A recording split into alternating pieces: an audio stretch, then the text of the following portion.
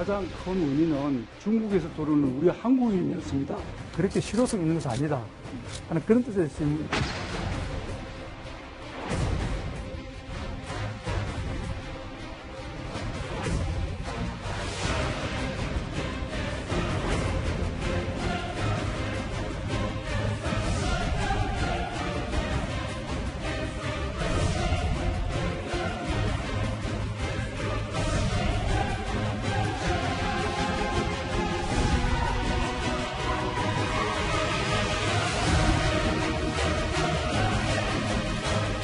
그 말은 사실이니까 중국의 저 입국자 금지라든가 이런 쟁점보다는 우리 지역사회의 확산을 막기 위해서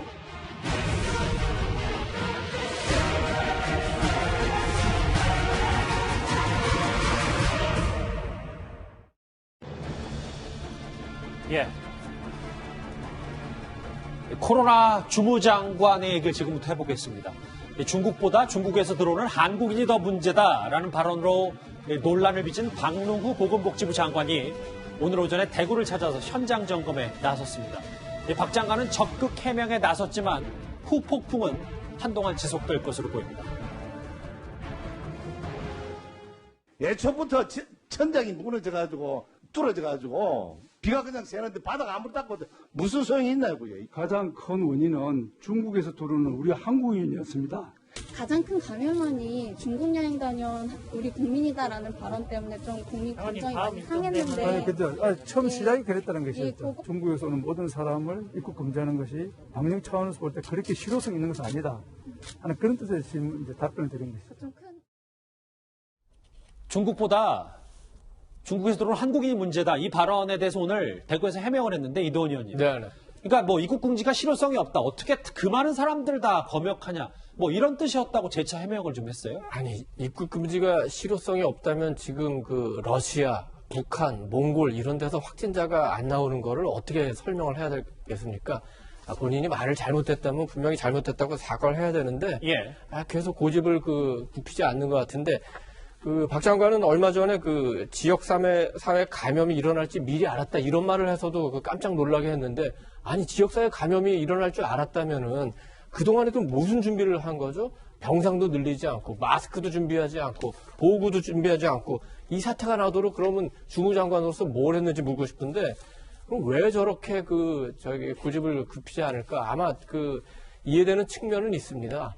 어제 유시민 전 보건복지부 장관이 뜬금없이 방송에 나와가지고 권영진 대구시장을 공격을 했죠. 그제요? 네, 그거는 보니까 조국 사태와 마찬가지로 이 코로나 사태도 마찬가지로 어떻게 보면은 여야 간의 문제 또는 진영 문제 이렇게 몰고 가려고 하는 것이 아닌지. 그래서 유시민 이사장이 나와서 그런 얘기를 하니까 오늘 김진표 최고위원이라든지 김영호 의원이라든지 이런 분들이 같은 논리를 제기하는 거 아닙니까? 그러니까 예를 들면 이런 거죠.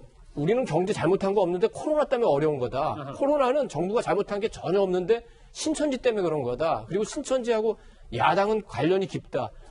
근데 지금 그렇게 어떤 그런 논리로서 지금 해소될 수 있는 상황이 아니지 않습니까? 대구 경북은 물론이고 지금 온 국민이 지금 코로나 때문에 굉장히 불안해하고 실제로 굉장히 건강이 안 좋아서 입원하고 또 사망자도 굉장히 많이 나오는 상황 아닙니까? 그런 상황에서 박 장관이 계속 저런 식의 고집을 부린다면은 얼마나 많은 국민이 이런 데에 대해서 수긍을 하겠습니까?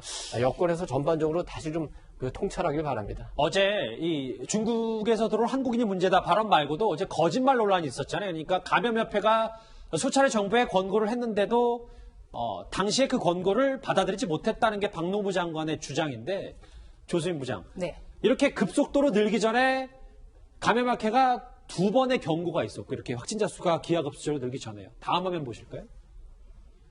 이렇게 4개의 경고를 다 했는데 불행히도 다 현실이 됐습니다. 전문가 집단의 말을 안 들은 겁니까? 네. 우선 이 1월 31일 이후로 확진자 숫자라든지 좀 주춤했었거든요. 그런데 감염학회가 4가지 경고를 한 게 2월 초입니다. 그렇기 때문에 우리는 방심할 수 있었던 거죠.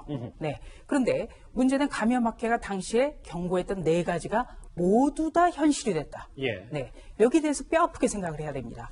우선 감염학회 같은 경우에는 중국의 입국 제한을 확대해야 된다 이랬거든요. 네. 그런데 지금 우리는 후베이성 외에는 지금도 안 하고 있어요. 그래서 어떻게 됐습니까? 중국에서 오히려 한국민을 격리 조치하고 있죠. 그리고 지역사회 감염 대유행 대비해야 된다. 이렇게 권고를 했는데 실제로 대구를 중심으로 해서 지역사회 감염이 지금 확인이 되고 있어요. 그리고 세 번째로 감염자의 유입 시 잠재적인 감염자가 유입됐을 때 원인 불명의 확진이 급증할 것이다. 이렇게 경고를 했는데 예. 실제로 31번째 신천지교도 이전에 전혀 외국에 나가보지 않았던 확진자가 서울 종로등에서 확인이 됐거든요. 바로 이런 겁니다. 그리고 국가지정 격리병상, 그러니까 이 음압병상을 늘려야 된다. 이렇게도 경고를 했는데요. 대구 같은 경우에 첫 확진자 발생하고 사흘 뒤에 대구 경북의 모든 음압병상이 100% 채워지는 이런 일이 있었습니다. 그렇기 때문에 준비가 너무 되지 않았고 그렇죠. 바로 이런 경고를 할 때 대통령은 조만간 종식될 것이다. 이런 이야기까지 한 겁니다. 이렇게 좀 불확실했을 때는 과잉 대응이 순리다. 여러 경험으로 저희가 좀 알고 있긴 한데요. 그런데 오늘도 여당은 정확한 상황인식보다는 해명에만 급급한 모습입니다. 화면 만나보시죠. 언론이나 정치권에서도 홍익표 의원이 얘기한 것의 진위는 아실 텐데 그만 이것이 정쟁의 대상으로 된 것은 안타깝지만 그 말은 사실이니까 중국이 저 입국자 금지라든가 이런 쟁점보다는 우리 지역사회의 확산을 막기 위해서 특히 이제 지역사회 감염 확산에 가장 중요한 것이 종교단체 신천지 아닙니까? 그래서 여당은요, 또 야당이 총선만 생각한다며 야당을 지적했습니다. 화면 또 한번 보시죠. 미래통합당에 경고합니다. 지금은 선거를 생각하며 정치적 계산에 따라 정부를 무차별 공격할 때가 절대 아닙니다. 미래통합당은 사력을 다해 바이러스와 싸우는 정부에 대한 무차별 공격을 그만 멈추십시오. 우리 국민이 용서하지 않을 것입니다. 우리 국민이 용서하지 않을 것이다. 김태현 변호사님. 네. 모르겠어요. 그러니까 뭐 여러 가지 구설과 말실수 그리고 해명에 급급한 모습이 총선이 좀 조급해서 아니냐라는 지적이 있던데요. 그런 지적이 있을 수가 있죠. 그러니까 역사를 봐도 역병이 번졌을 때 임금에 대한 백성들의 충성심이 약해지지 않습니까? 항상. 그러니까 어떻게 보면 국가의 가장 기본적인 의무가 백성들을, 국민들을 안전하게 살 수 있게 하는 이건데, 이 건강의 문제, 전염병에 돌았을 때 그 방역 사태에 대해서 성과가 좋지 못하면 당연히 이제 정부는 비판을 받을 수밖에 없는 것 아니겠어요? 예. 그래서 아마 이 코로나 문제 때문에 더군다나 이 국민의 건강에 대한 어떤 이런 부분들, 정부의 방역 실패에 대한 실망감, 그리고 지금 가뜩이나 내수가 좋지 않은데 이 코로나가 터짐으로써 코로나19 때문에 내수는 지금 거의 지금 붕괴되기 직전이거든요. 가뜩이나 지금 자영업자들이 현 정부의 어떤 경제정책에 대해 불만이 있는 측면들이 있는데 그게 이제 더 불에 기름을 붓는 결과가 나오고 예. 또 하나는 사실은 이 여러 가지 시각을 있을 수 있겠습니다만 이 보수 진영을 중심으로 해서 현 정부의 중국에 대한 저자세 외교에 대한 문제는 현 정부 초기부터 지적이 되었습니다. 그런데 이 코로나19는 우한 폐렴, 그러니까 우한, 중국에서 시작된 것이었어요. 그런데 중국인 입국 금지의 요구가 있었음에도 불구하고 현 정부가 이걸 받아들이지 않기 때문에 현 정부의 그동안에 있었던 중국에 대한 저자세 외교의 문제가 또 터질 수 있는 문제거든요. 총선을 앞두고. 네. 그렇기 때문에 아마 그 정부와 여당에서 그런 것들이 발화되는 것이 조금 걱정이 돼서 총선을 앞두고 모든 어떤 문제들을 신천지 쪽으로 돌리려는 것 아니냐라는 생각을 해보고 그리고 저 김영호 원내부대표에 대해 얘기에 대해서 한마디 할게요. 예. 그러면 제가 어제도 말씀드렸지만 정부는요, 여당은요, 무한 책임입니다. 네. 무한 결과 책임입니다. 그럼 어쨌든 지역사회 감염이 확산되는 이 상황에서 야당이 그럼 그것을 비판하고 문제를 제기해야지 잘한다 하고 박수치고 있습니까? 하나만 2015년 시기를 돌려볼까요? 당시에 야당의 대표였던 문재인 대통령이 당시 뭐라고 그랬죠? 국가가 메르스 바이러스 숙주다라는 얘기를 했습니다. 예. 당시에 야당 대표로서 충분히 저는 할 수 있는 말이라고 봅니다. 왜? 알겠습니다. 정부의 무능을 지적하는 게 야당이 할 일이니까요. 지금은 어떻습니까? 예. 조진 부장. 네. 우선 참 더불어민주당 상황이 답답한데요. 이렇게 더불어민주당 지도부가 총 나서가지고 국민의 상식과 반하는 이런 발언으로 국민의 마음을 아프게 한 것이 두 번째 사례입니다. 첫 번째는 조국 전 장관 사태. 두 번째는 바로 이 코로나 바이러스. 그렇다면 왜 이러는가? 결사적으로 두 가지 사안을 막지 않으면 여당에서 총선 공천도 어렵지 않은가? 이런 위기감인 거죠. 그렇다면 과연 더불어민주당에 민주가 있는 것인가? 정말 청와대와 그냥 똑같이 대통령 결사 옹위하고 조국 전 장관 막고 이렇게 하면서 과연 여당이 지금 제 갈 길을 가고 있는가? 그리고 김진표 의원이라든지 김영호 의원 같은 경우에는 어떻게 보면 상당히 합리적인 분이에요. 그런데 두 사람 모두 지금 홍익표 의원의 대구 경북 봉쇄 발언과 관련해서 이게 바로 가짜뉴스고 정쟁의 대상이라고 얘기를 합니다. 이 부분은 매우 부적절하고 해서는 안 될 발언이었기 때문에 언론이 먼저 제기를 한 겁니다. 아니 언론의 문제 제기가 어떻게 정쟁입니까? 말이 전혀 안 맞잖아요 이게. 그러니까 지금 상식을 잃을 정도로 지금 급급하다. 이렇게 급급하게 방어하지 않으면 더불어민주당에서 살아남을 수 없다. 이런 게 바로 여당의 현 주소입니다. 그렇군요. 야당에서는요, 본격적으로 이 박능후 보건복지부 장관의 경질을 요구하면서 대통령까지 겨냥했습니다. 문 대통령은 시진핑 방안을 위해서 대한민국 국민을 코로나 제물로 바치고 있습니다. 국민의 눈물을 닦아주기는커녕 국민을 울리고 있습니다. 국민의 안전을 지키지 못하는 문재인 정권, 국민들은 반드시 심판하고 말 것입니다. 속속 코로나 사태가 지속이 되니까 여론조사 결과도 나오고 있는데요. 김 교수님. 이 현 정권의 핵심 지지층에 부르는 30대 콘크리트 지지층도 화면을 보시면 다소간 예전보다 추세가 조금 낙폭이 크다. 이게 좀 민심을 반영한 거 아니냐라는 얘기도 나오거든요. 상당히 중요한 시그널인 것 같고요. 아까 말씀하셨지만 30대 같은 경우는 완전히 콘크리트 지지층이었습니다. 그래서 정부가 어떤 일을 하더라도 웬만한 잘못에 대해서는 인정해 줄 수 있는 분명히 있었어요. 이유는 뭐냐면 촛불 정부라고 하는 이 문재인 정부를 지키는 것이 더 아주 중요하다고 생각을 했었는데 최근 저런 상황을 보게 되면 흔들리고 있다라고 하는 것을 여지없이 보여주고 있다는 생각이 드는데요.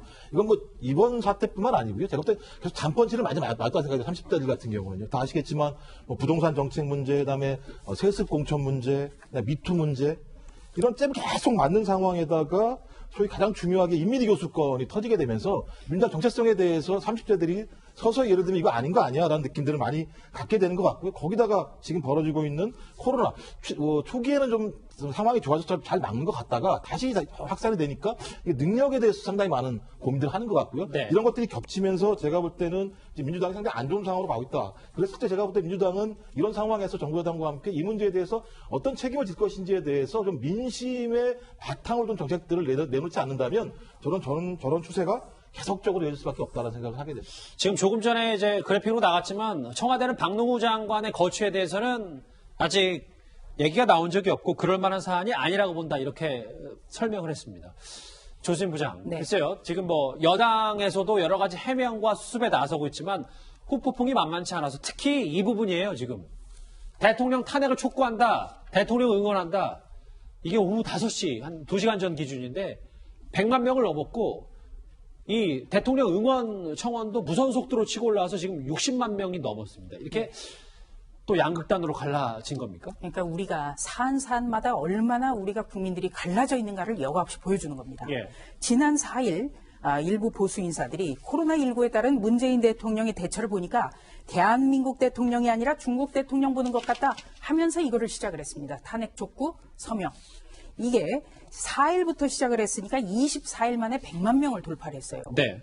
그러자 문재인 대통령을 응원합니다. 이러면서 새 과시를 이른바 진보 진영에서 시작을 했는데 딱 하루 만에 무려 55만 명이 참여를 했고 현재는 60만 명을 넘어선 겁니다. 지금 잘못한 거는 잘못한 대로 가고 또 대통령이 전 국민의 대통령이기 때문에 좀 이런 현상에 대해서도 이제는 그만하자. 한 말씀 해준다면 참 국론이 분열되고 국민이 분열되는 일은 어느 정도 막을 수 있지 않을까. 대통령이 나서주셔야 됩니다. 한 가지만 덧붙이면은 100만 명이 넘는 시민들이 저기에 이제 청원을 했는데 사실 탄핵이라는 얘기는 지금 통합당에서 먼저 한번 나온 적이 있었죠. 그렇죠. 그렇지만 정치권이 아니라 시민 100만 명이 이런 문제를 제기한다는 건 굉장히 좀 중요한 문제입니다. 그리고 사실 청와대 게시판이 그동안은 어떻게 보면은 대통령을 지지하는 분들이 더 활발하게 활동을 했던 곳인데 예. 여기서도 뭐 오늘자로 앞으로는 뭐 숫자가 바뀔 수 있겠습니다만 여기서 더 많은 저 청원이 그 탄핵 쪽으로 나온 걸 보면은 그 어떤 그 현 정권의 그 정책 기조를 좀 바꿔달라는 요구일 수도 있거든요. 이 부분에 대해서는 청와대가 좀 심각하게 한번 고민을 해볼 필요가 있을 것 같습니다. 예. 네. 지금 이도훈 의원께서도 기조를 바꿔야 된다. 이 중요한 말씀을 해주셨는데 가령 이 코로나 바이러스가 주춤했던 지난 14일에 대통령이 코로나19는 머지않아 종식될 거다. 이렇게 발언을 해서 굉장히 파문을 불렀습니다. 그런데 여기에 대해서 청와대는 바로 국민을 안심시키려고 메시지를 낸 것이다. 어제 또 해명을 했어요. 예. 바로 이런 것이 국민들 마음에 불을 지피는 겁니다. 바로 저런 결과를 가져오는 겁니다. 알겠습니다. 그렇기 때문에 지금이라도 초창기 방역 실패에 대해서 진솔하게 사과를 하고 지금 힘을 모아달라. 이렇게 호소하는 것이 중요합니다. 여러 논란에 휩싸인 박노무 보건복지부 장관과 청와대 얘기 하나하나 정리를 해봤습니다.